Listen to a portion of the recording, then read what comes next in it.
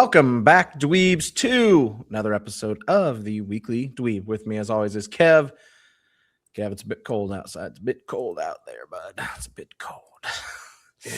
Yeah, just give it a day or two, and it'll go back to 70, so. I think. I hope by the end of the week we're in some freaking normalcy. The grass is green. I got back into town, and it is green like it's been warm. And immediately woke up this morning with snow on the ground. So, fucking perfect weather to make you want to stay inside and play video games. Yeah, buddy. That's a hell of it. Kev's got these segues down. Kev, today, the next two preview reviews we're doing were Kev's idea, and I am very here for them. Today's game is called Blight. It is a survival horror series set in like the medieval times, right? I don't know much about this. It's come across my timeline. I've not watched any of it, except I've seen the guy smashing the head in with a shield. That's all I've seen so far. Oh, that is iconic. Giving him the old Captain America treatment. Not the real Captain America. Yeah, fake Captain America, whatever that guy's fucking fake name, that fake Captain America with his fake shield in the fake show. Yeah, that one. Except it was a real show. Fucking hell. Yes, but in my desire, James, in my quest to find the best sort of PvP, VE, best extraction shooter, the whole Arc Raiders and Marathon thing has really had me on a quest to find, what is the best version. And I think it's going to be one of these two. Now, okay. Spoiler alert, gang. If you like the one we're about to talk about, make sure you're subscribed, because tomorrow's episode is going to be completely different. I think it's still going to be a lot of fun. So I've watched the first 10 seconds of that one, had to stop myself because I was like, oh, not recording yet. All right, let's do this. Is Blight. And then we'll announce afterwards what the one is tomorrow, because I can't hold my excitement. There's some developer stuff in the middle of this one. Well, suck it, zombie.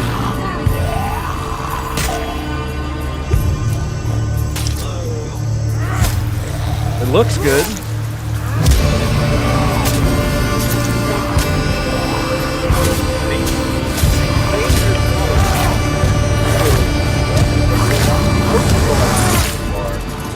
Feels like it.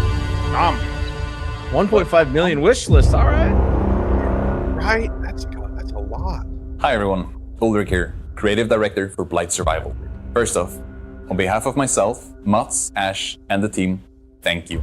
Hitting 1.5 million wishlists is a massive milestone. We're incredibly grateful for your support. We're taking the time to make sure that it pays off when the moment comes to put Blight in your hands. When we teamed up with Behavior, we spent a lot of time digging into the original vision for Blight. It quickly became clear that if we wanted to truly do justice, we needed to take a step back and rebuild our core systems from the ground up. I know these developers were pissed at having to clean their desks. We're designing Blight to be a brutal, visceral game. Combat is meant to be felt, from the first clash to the final deadly blow. These finishes are just one part of our immersive combat system that we can't wait to show you in the future. We've started ramping up on small-scale playtests, so for anyone who's interested in shaping the future of Blight, join us on Discord. Thank you from everyone here at the team of Blight. And we can't wait to see you. For some reason, I thought this was single player. It's not. Oh, yeah, it's a co-op. Fuck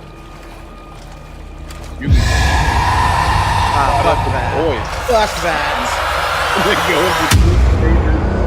Yeah. Oh, fuck you for that. Oh, no. God, right? No. You mentioned extraction shooter beforehand, and I didn't put it together that this is. God, no. Oh my. Okay, Kev. I love that it's different. That's what I'm here for. Is it's just different. Yeah, dude. It's one of those games. Once you hear the premise, you're like, how did nobody think of this before? Yeah. I love that it's PvE too. Like, give us something different. Yeah. Now, I wonder if there will be PvP elements. Probably. You can see another guy in the background there fighting too. It'd almost be like For Honor, but with zombies mixed in. I don't know if you ever played that game. A little bit of it. Great cut there. Great bit. Yeah, dude. That just his Kappa was detated. Yeah, he didn't make it. That guy didn't make it. I'm here. I'm intrigued. I'm very intrigued. I don't know if this has a release date. We'll have to look. Let me look here. Well, Yeah, it seemed like from what they were saying, they were still in the testing.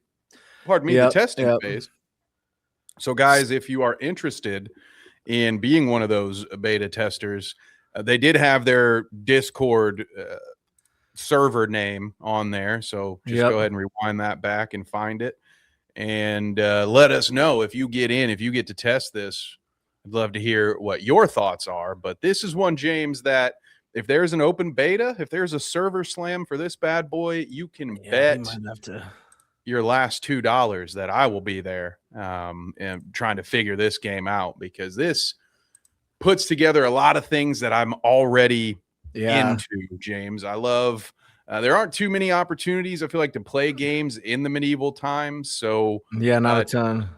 Maybe but I've loved historical games in the past, Assassin's Creed. Who hasn't enjoyed that? But I'm also a big fan of those types of movies. Like The Last Duel is a movie that I enjoy. I love old medieval movies. I love them. So yeah, with that horror gameplay element, like you said, James, to touch back to what you said, it's different. And in a world now where everything's trying to be the next Ark. Yeah, exactly. They were all trying to be the next Fortnite, right? Yep. And then now it's extraction shooters have become really popular, which I'm sure like all the Escape from Tarkov people are just laughing at us, and they're like, you guys have never played a real extraction shooter, let me tell you.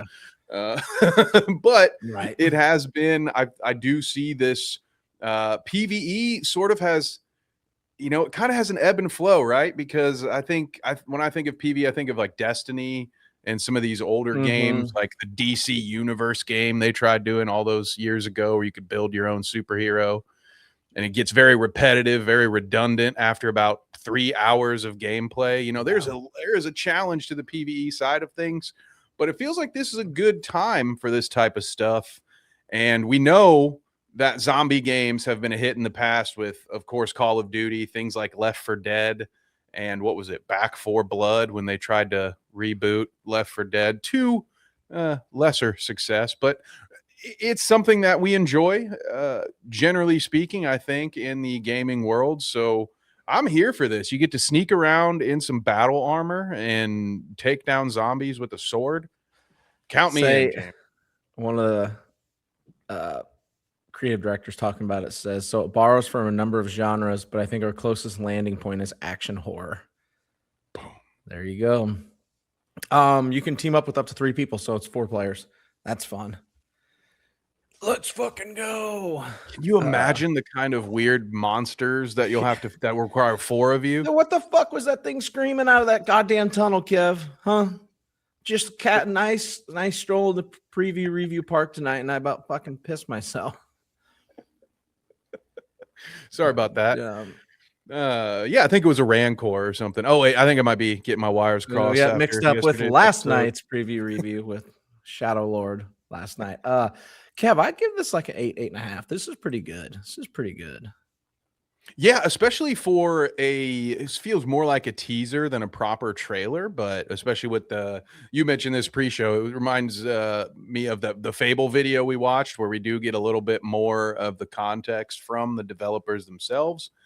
But yeah, I would say the same thing. Somewhere I'll give it an 8, just because I think when we see the first true trailer, we're going to see something even better than this. But it certainly piqued my interest. Like it did a good job of showing a few different things. Obviously, starting with that shield takedown, I think was the perfect place to start. But then very quickly, they're like, "Look, you can sneak up on these things too, and take you don't just have to sword." And I'm like, "Oh, play like I do and just try to overpower every single person in the game." I mean, that's what I love to do. That's all I do. But you don't have to play like me. We're going in loud. We're going in.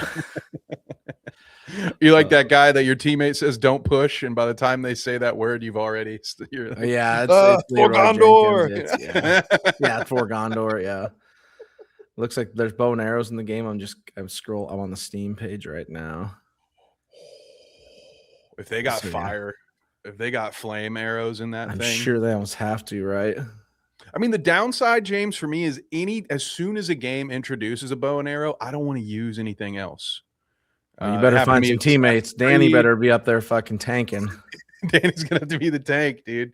With one of those mace, you know, they got like the old a literal ball and chain. You know, you got like the spiked ball at the end. Oh yes, there, just spinning that bad boy around. But every time, whether it be Assassin's Creed, hell, Far Cry, you know, I can have 83 different guns to my disposal. But the second you give me that quiet option with the arrow, he's gone. You've lost Kev. He's hiding in the bushes. I'm turning into Kev Rambo over here. Just he's hiding in the tall grass. You'll never find him. So thank you guys for joining us today. This has been the Weekly Dweeb. Please like, subscribe, and share as we work our way towards 200, and hit that notification button so you know when we post new stuff.